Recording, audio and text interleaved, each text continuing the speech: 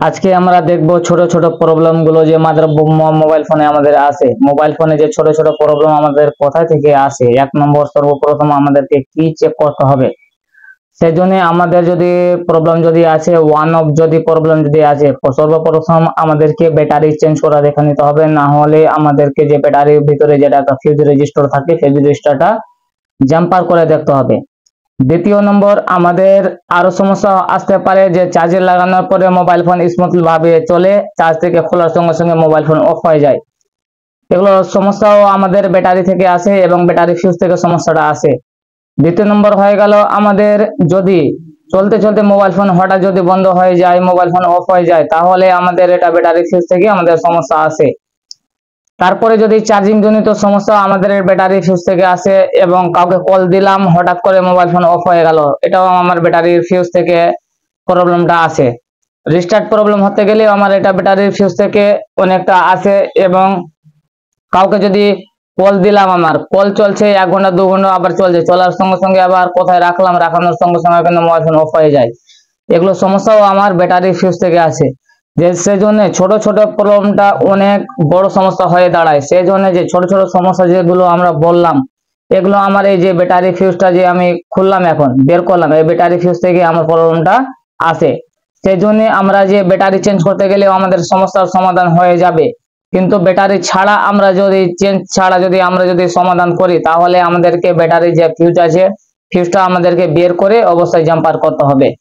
আর jumper করার টাইমে অনেক মানে টেকনিশিয়ান ভাইকে দেখিয়ে শুধু পাতলা একটা তার দিয়ে জাম্পার করে দেয়, ব্যাটারি ফিউজে না উঠে ব্যাটারি ফিউজের উপরে জাম্পার করে দেয়। কিন্তু ব্যাটারি ফিউজের উপরে যদি জাম্পার করতে গেলে আমাদের অ্যাকচুয়ালি আমাদের সমাধান হবে না, প্রবলেমের সমাধান হবে না।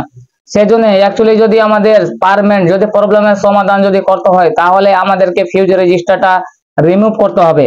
ফিউজ রেজিস্টার রিমুভ করার পরে আমরা যে তার আছে, তারগুলো যেন একটু মোটা, যেন আমাদের যেটা জাম্পারিং ওয়্যার থাকে, জাম্পারিং ওয়্যার মিনিমাম 4 থেকে 5টা পেচ করতে হবে। পেচ করার পরে তারপরে আমরা লাগাবো। আর না হলে যে আমাদের খারাপ চার্জার গুলো থাকবে, চার্জারের ডাটার ভিতরে যেগুলো তারগুলো থাকে, ওই তার দিয়ে জাম্পার করতে গেলে অনেক বেটার হবে। সেই জন্য সর্বপ্রথম আমরা যে রেজিস্টার আছে, কোড রেজিস্টারটা আমরা রিমুভ করে দিব। রিমুভ করার পরে তারপরে আমরা যে চার্জারের ওয়্যারের যে তার আছে ভিতরে, চার্জারের তারগুলো নিয়ে আমরা জাম্পারিং করব। চার্জিং এর ওয়্যার যেটা চার্জিং যে চার্জার আমাদের প্রবলেম আছে, বা চার্জারের যে কেবল গুলো থাকে, চার্জারের কেবলের তারটা আমরা বের করে নেব। সিঙ্গেল একটা বের করার পরে সল্ট করার পরে আমরা লাগিয়ে দেব। এটা সব থেকে বেটার হবে এবং লং টাইম এখন মানে ব্যাটারিটাও চলবে।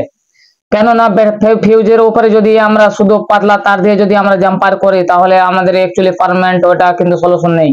কেন, ওটা লাগানোর পরে কিছুদিন চলবে, কিছুদিন চলার পরে তারপরে মোবাইল ফোন আবার অফ হয়ে যাবে। সেই জন্য পার্মানেন্ট যদি করতে গেলে আমাদের ফিউজ রেজিস্টার রিমুভ করতে হবে। দ্বিতীয় নম্বর, আমাদেরকে মোটর তার দিয়ে আমাদেরকে জাম্পারিং করতে হবে। তৃতীয় নম্বর হয়ে যাবে, আমাদের যে জাম্পারিং করব, জাম্পারিং করার টাইমে যেন আমাদের ব্যাটারিতে যেন কোনো প্রকারের যেন ড্যামেজ যেন না হয়, বা যে কোনো টাইমে যদি আমরা যে কোড রেজিস্টার রিমুভ করব, রিমুভ করার টাইমে যতটুকু আমার প্রয়োজন আছে ততটুকুই আমাদেরকে শিল্ডিং কাটতে হবে। যদি আমরা পুরো শিল্ডিং যদি কেটে দিই, তাহলে কিন্তু ব্যাটারিতে আমার এফেক্ট করবে। সেই জন্য সবসময় চেষ্টা করতে হবে যেন আমাদের সুন্দরভাবে কাজ করার। আর আমরা সুন্দরভাবে